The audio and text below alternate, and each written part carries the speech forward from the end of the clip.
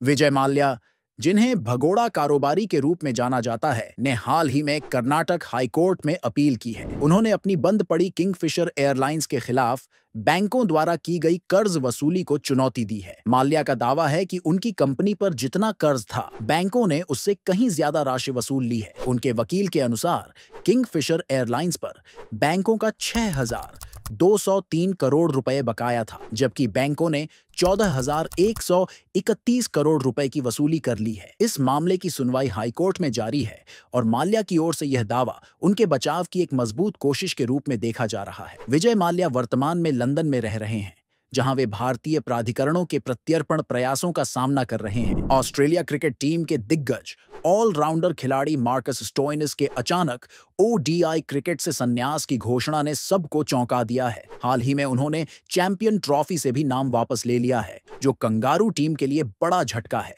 Stoinis, जिन्होंने अपने one day career की शुरुआत साल 2015 में इंग्लैंड के खिलाफ की थी। स्टोइनिस ने अब तक 71 वनडे मुकाबले खेले हैं, जिसकी 64 पारियों में 1,495 रन बनाए हैं, जिनमें 1 शतक और 6 अर्धशतक शामिल हैं। उनका सर्वश्रेष्ठ प्रदर्शन 146 रन नाबाद रहा है। हालांकि स्टोइनिस ने स्पष्ट किया है कि वह टी20 क्रिकेट में अपना करियर जारी रखेंगे, जिससे उनके प्रशंसकों को कुछ सांत्वना मिली है। अमेरिका में बिना दस्तावेजों के अवैध तरीके से रह रहे भारतीय नागरिकों को वापस भेजे जाने को लेकर विवाद शुरू हो गया है। संसद में विपक्षी सांसदों ने हाल ही में एक असामान्य प्रदर्शन किया, जहां उन्होंने हथकड़ियां पहनकर केंद्र सरकार के खिलाफ नारेबाजी की, जिसके बाद लोकसभा को स्थगित कर दिया गया। गौरतलब है कि अमेरिका से भारत भेजे गए 104 नागरिकों में से कुछ ने दावा किया कि उनके साथ कैदियों जैसा व्यवहार किया और उनके हाथ पैरों में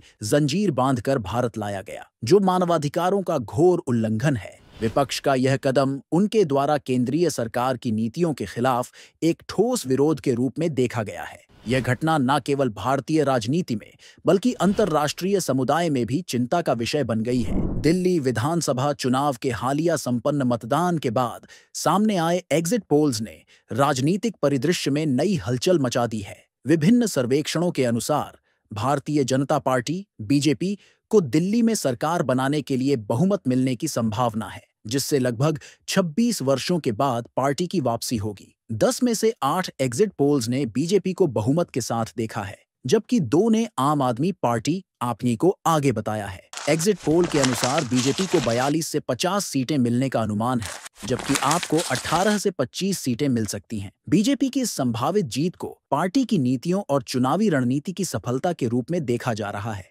वहीं आपके लिए यह नतीजे एक चुनौती के रूप में सामने आए हैं। इस चुनावी नतीजे का आधिकारिक घोषणा 7 फरवरी को की जाएगी, जिसका सभी राजनीतिक दल और नागरिक बेसब्री से इंतजार कर रहे हैं। बांग्लादेश में हिंसा की आग फिर से भड़क उठी है। इस बार का निशाना बना है ढाका स्थित बंगबंधु शेख मुजीबुर रहमान का घर, जिन्हें बांग्लादेश का पिता माना जाता है। यह घटना उस समय हुई जब उनकी बेटी और पूर्व प्रधानमंत्री शेख हसीना ऑनलाइन जनता को संबोधित कर रही थीं।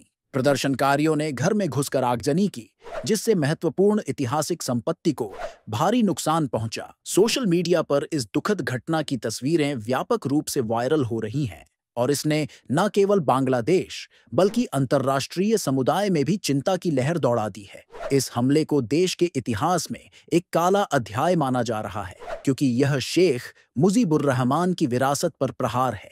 बांग्लादेश में इस तरह की हिंसात्मक गतिविधियों के पीछे की वजहों की जांच पड़ताल जारी है और प्रशासन इसे रोकने के लिए कठोर कदम उठा रहा है। प्रयागराज में चल रहे महाकुंभ में प्रधानमंत्री नरेंद्र मोदी की आस्था की डुबकी ने खास ध्यान आकर्षित किया। त्रिवेणी संगम, जहां गंगा, यमुना और सरस्वती का संगम होता है, वहां प्रधानमंत्री ने पवित्र स्नान किया। उनकी इस धार्मिक यात्रा की तस्वीरें जल्द ही सोशल मीडिया पर छा गईं। पीएम मोदी ने केसरिया कुर्ता और नीले पायजामे में सजे, गले में रुद्राक्ष की माला पहने हुए मां गंगा की आरती भी की। इस अवसर पर उत्तर प्रदेश के मुख्यमंत्री योगी आदित्यनाथ भी उनके साथ उपस्थित रहे, जो महाकुंभ के धार्मिक महत्व और आयोजन को बढ़ावा देने के लिए सहयोगी भूमिका में नजर आए। प्रधानमंत्री का यह कदम न केवल उनकी व्यक्तिगत आस्था को दर्शाता है, बल्कि यह भी प्रदर्शित करता है कि किस तरह वे भारतीय संस्कृति और धार्मिक परंपराओं के प्रति अपना समर्थन जता रहे हैं। अगर आपको इस खबर से जुड़ी और जानकारी चाहिए हो तो हमारे YouTube चैनल को सब्सक्राइब करें, शेयर करें और बेल आइकन को प्रेस करें। धन्यवाद।